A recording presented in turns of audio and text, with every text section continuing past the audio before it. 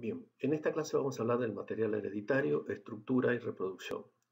Estos temas están en Conceptos de Genética, el libro de Club Cumming Spencer, en el capítulo 10 de la edición de 2006. ¿Cómo puede servir el ADN de base genética para los procesos de la vida? ¿Qué características específicas debe tener esta molécula? Fundamentalmente, el ADN tiene que tener una característica que es poder replicarse, ya que las células necesitan en los organismos pluricelulares multiplicarse, ¿no es cierto?, por el proceso que después vamos a ver, mitosis en las células somáticas y meiosis en las células sexuales, pero previamente en el ciclo celular tiene que producirse la replicación del ADN, o sea, el ADN tiene que replicarse en dos copias iguales, dividirse en dos células hijas. O sea, este proceso es fundamental para la multiplicación celular. Segundo punto importante es que debe almacenar información sin variación de generación en generación, de tal manera de que las células hijas que provengan de esta replicación tengan la misma información genética en el caso de las células somáticas o presenten variación, lo vamos a ver en las células sexuales para dar origen a las gametas, pero que no presenten cambios muy importantes que atenten contra el desarrollo del organismo. Por lo tanto, tienen que almacenar la información y en forma bastante confiable, digamos. Por otro lado, aunque en una forma paradójica quizás, pero tiene que haber cierto grado de variación de la información a través de procesos como la mutación. Es necesario que en baja frecuencia se produzcan variaciones o mutaciones. ¿Por qué? Porque estas son las bases de la evolución. O sea, si siempre tuviéramos los organismos con la misma constitución genética, no habría posibilidades de que esos organismos se adapten a nuevos ambientes. O sea que el proceso básico, o digamos, el material básico para la evolución es la mutación. Entonces, en cierta medida, tiene que haber un cierto grado de variación a través de mutaciones para que sirvan en el proceso de evolutivo de los organismos. Y finalmente, este material, esta molécula, el ADN, debe poder expresar la información contenida. Esto sería que una cierta secuencia de ADN tiene que dar lugar a través de la transcripción a un ARN mensajero y a través de la traducción a una proteína. Traducción de ese ARN mensajero a dar lugar a una proteína. Esta sería entonces la transcripción ARN mensajero, como le digo, para que luego dé una proteína y dé lugar a distintas proteínas según la célula de que hablemos en el organismo, ¿cierto? O sea, las células del hígado van a producir cierto tipo de proteínas diferentes a las células que se encuentran en un músculo. Bien. Ustedes ya han visto el concepto de dogma central de la biología y saben que la información en la célula va del ADN hacia el ARN mensajero, hacia el ARN, digamos, que eso se llama transcripción, y se pueden producir tres tipos de ARN: ARN mensajero, ARN ribosómico y ARN de transcripción. Este ARN mensajero en el citoplasma con los ribosomas va a dar lugar a la traducción a una proteína. Estas proteínas pueden ser proteínas necesarias para la célula, para la constitución de la célula, o pueden ser proteínas que vayan a dar lugar a los propios ribosomas, que junto con el ARN ribosomal. Por lo tanto, la información genética va del ADN hacia la proteína. Sin embargo, también ustedes han visto que puede esta información genética ir del ARN hacia el ADN a través de una enzima que es la transcriptasa inversa, que está presente en ciertos tipos de virus que se llaman retrovirus, como es el caso del virus del SIDA, que pueden pasar el ARN a ADN en la célula. Y esto lo hace el virus para poder insertar su ADN en el cromosoma nuclear y de allí multiplicarse, como es el caso, como les decía, del SIDA. Este es el dogma central de la biología y es cómo la información genética fluye en la célula. Originalmente, las preguntas que se hacían los investigadores era qué molécula era la que transportaba la información para que se replique, para que se dé lugar a nuevas, a descendientes, digamos, con una cierta información genética. El primero que estudió esto fue Frederick Mischer en el año 1868, que aisló núcleos y vio que contenían alta cantidades de fósforos, pero no tenían mucho azufre, o sea, muy poco azufre en su constitución. Eh, por otro lado, en un principio se creía que fundamentalmente eran las proteínas las bases de la información genética porque había 20 aminoácidos que ya estaban descritos que daban mayor posibilidad de variabilidad que solo 4 bases en el caso de los ácidos nucleicos. Bueno, estos se hicieron distintos experimentos que trataban de responder las siguientes preguntas. ¿Cuál es la molécula de la herencia? Se sabía que habían virus que se multiplicaban en células de plantas o células de animales. Entonces la pregunta era, ¿qué inyecta un virus para multiplicarse o replicarse dentro de una célula de animales o plantas? Si lo que inyectaba el virus era proteínas o ADN. ¿Qué tipo de molécula era la que inyectaba que hacía que ese virus se multiplicara en una célula huésped? Y bueno, uno de los experimentos que dio origen, que permitió explicar en gran parte esto, fue el experimento de Hersey y Chase. En este lo que se intentaba explicar era cuál es la molécula de la herencia que inyecta un virus a una célula huésped para multiplicarse y si esta molécula que inyectaba era proteínas o ADN. El experimento que se les ocurrió hacer fue hacer crecer bacterias en un frasco de Erlenmeyer, con fósforo 32 en un caso, el de la izquierda, o con azufre 35 en el caso de la derecha.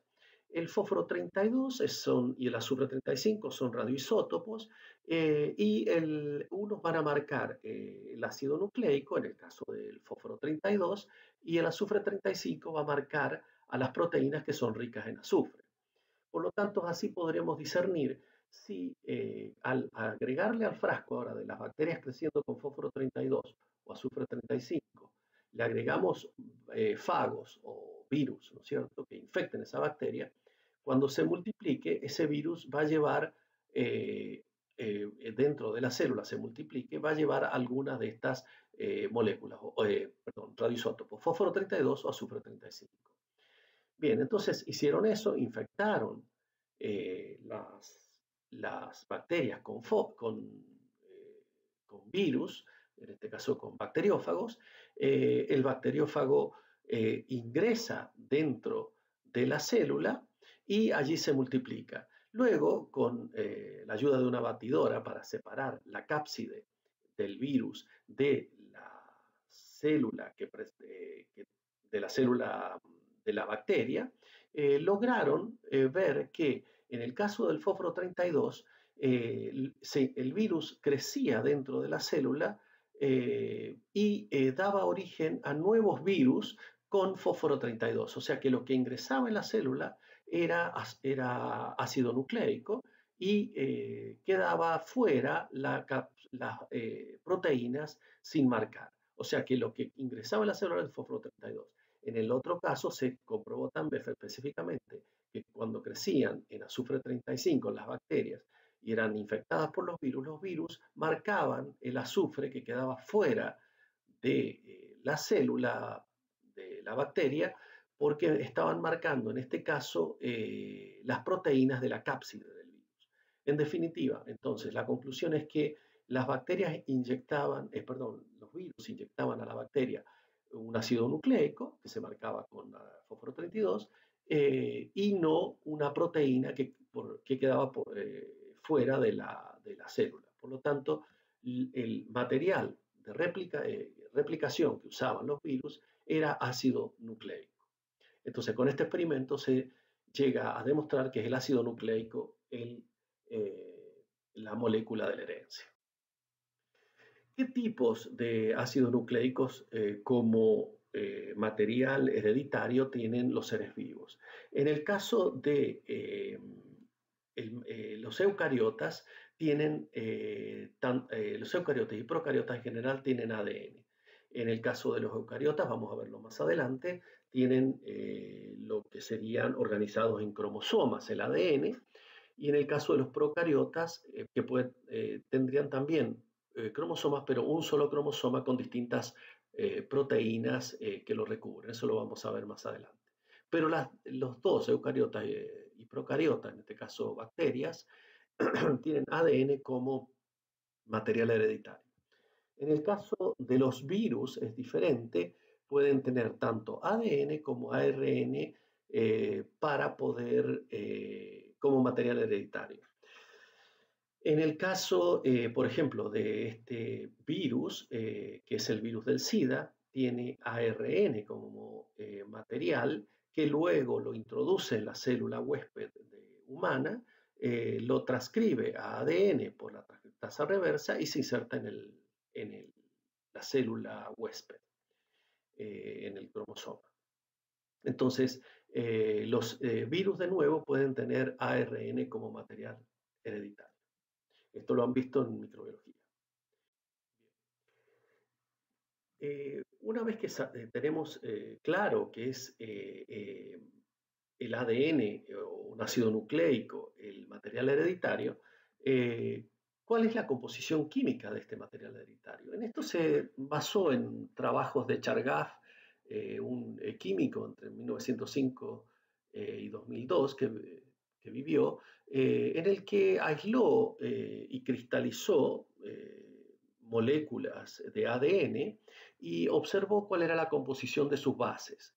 Observó siempre que la relación de adenina, el contenido de adenina estaba relacionado con el de timina. Si ven acá la composición de la cantidad de residuos de adenina es proporcional a la timina y el de citosina al de guanina. O sea que pueden ver que, por ejemplo, acá, si tenemos cerca de un 31% de adenina, vamos a tener una proporción semejante. Acá tenemos casi un 29,4% de timina. Lo mismo, en guanina tenemos 19,9 y un 19,8 de citosina. Esto quiere decir entonces que hay una relación que sería que la adenina siempre se encuentra en una relación proporcional con guanina y la citosina con timina. A su vez, se descubrió que el contenido de guanina-citosina variaba entre las especies. Pueden ver esta tabla en el que se muestra el contenido de guanina y citosina en porcentaje y pueden ver que este porcentaje varía entre especies, de un 22% en Moho, un 38% en Bacillus, 39% en Haemophilus, 40% en células de vaca, digamos, 40 en células de rata, bueno, y varía así sucesivamente entre las distintas especies. O sea que yo puedo analizar el contenido de guanina-citosina y hacer un análisis de qué especie estamos, digamos, estudiando en este caso, solo basándonos en el contenido de guanina-citosina de ese ADN. Bien, ¿cómo es la composición química de los ácidos nucleicos? Esto lo vieron ya en química orgánica biológica y tenemos las bases nitrogenadas que tenemos dos tipos, purinas y pirimidinas. En las purinas son dos anillos con 9 lados y tenemos adenina y guanina, y en las pirimidinas tenemos anillos de 6 lados que son citosina, timina y uracilo. A su vez, el ADN está constituido, los ácidos nucleicos, digamos, está constituido por azúcares. Tanto el ARN tiene la ribosa, en el que tenemos, ¿no es cierto?, dos oxidrilos en el carbono 2' y 3', y en el caso del ADN, la desoxirribosa, ya que en el carbono 2' tenemos un hidrógeno en vez de un oxidrilo. Esta entonces sería la constitución de los azúcares de ARN y ADN. Y después tenemos los nucleótidos, que es cuando tenemos el azúcar, que en el anillo, perdón, el carbono 5' tiene un grupo fosfato y después tiene en el carbono 1, tiene una base nitrogenada que puede ser cualquiera de las que vimos, ¿cierto? Adenina, guanina, timina, citosina, o en el caso del ARN, el uracilo que reemplaza la timina. Bien, eh, estos nucleótidos pueden unirse unos a otros y formar un polinucleótido, digamos, una cadena, que es la cadena en este caso que tienen acá de ADN, en la que son dos cadenas que van en forma antiparalela, desde un extremo 5' a 3' en un caso y en el otro en forma antiparalela de 5' a 3'. Bien, por un lado tenemos en la parte externa de la cadena los azúcares con los fosfatos y en la parte interna las bases nitrogenadas. ¿Mm? Bien, ¿cómo es la unión? ¿Cómo se forma esta cadena de ácido nucleico? ¿Cómo es la unión de dos nucleótidos? Pues es por un enlace fosfodiéster 3' 5'. Si nosotros tenemos entonces un nucleótido, como es este nucleótido, en el extremo, en el carbono 3', se va a unir el grupo fosfato, digamos, a ese carbono 3', el grupo fosfato del otro nucleótido que se va a unir allí, que tiene el extremo 5', ¿no es cierto? El carbono 5'. Allí se va a unir, va a ser un enlace fosfodiéster, 3', 5', y se va a unir un nucleótido con otro. Así sucesivamente, esta cadena va a seguir creciendo hacia, desde el extremo 5' del primer nucleótido al extremo 3' del último nucleótido. O sea que se va a ir agregando nuevos nucleótidos en este extremo, removiendo este oxidrilo. En este gráfico abajo tienen entonces los grupos fosfato, el primer nucleótido con una base nitrogenada de adenina en el extremo 5', y se van uniendo los otros nucleótidos con la base con timina, guanina, citosina y el último nucleótido adenina que termina en un extremo de carbono 3' con un oxidrilo. Esta es entonces la cadena de ADN de polinucleótidos. Bien, ¿cómo es la estructura del ADN? Esto se descubrió básicamente por un trabajo fundacional de esta mujer que es Rosalind Franklin, que ella trabajando con cristalografía y análisis de difracción de rayos X pudo tomar esta foto, que es una foto original que tomó esta investigadora, en la que se ven la estructura externa del grupo azúcar y fosfato y la estructura externa apilada de las bases hacia el interior de la doble hebra de ADN. Gracias a esta imagen, dos investigadores, fueron Watson y Crick, lograron hacer un modelo, digamos, construir un modelo de cómo era la doble hélice del ADN, y gracias a eso obtuvieron el premio Nobel Watson y Crick y Franklin, que era, perdón, Wilkinson, que era el jefe de Rosalind Franklin, que había fallecido por cáncer un tiempo antes y no le dieron el premio Nobel. No fue reconocida con el premio Nobel. O sea que básicamente por los análisis de Rosalind Franklin más el modelo propuesto por Watson y Crick que publicaron en un artículo corto en la revista Nature en el año 54, se logra establecer que el ADN es una doble hélice antiparalela que hacia el interior tiene en forma apilada las distintas bases nitrogenadas uniéndose adenina con timina con un doble enlace de nitrógeno y guanina con citosina con un triple enlace de hidrógeno. La distancia entre las bases de 0,34 nanómetros y de una vuelta mayor hacia otra, la distancia es 3,4 nanómetros. Este esquema permitió, este modelo de Watson y Crick permitió avanzar enormemente en los estudios y en la aplicación digamos, del ácido nucleico para explicar la replicación y la multiplicación celular. Finalmente, la estructura del ARN es importante también. El ARN, como decimos, en vez de tener desoxirribosa, tiene ribosa como azúcar, y en vez de tener timina, tiene uracilo en su constitución. Es una cadena sencilla, una hebra simple, con ciertas excepciones porque puede tener estructuras secundarias y terciarias en las que se pliega esa hebra simple formando una horquilla como una doble hebra, ¿no es cierto? Eso depende del tipo de RNA que hablemos. ¿Qué clase tenemos? RNA de transferencia, mensajero y ribosomal.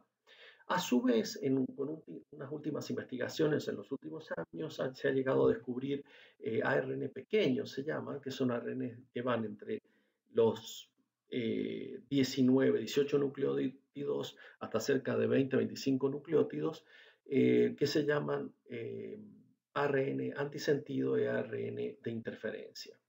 ¿Qué función tienen estos RNs?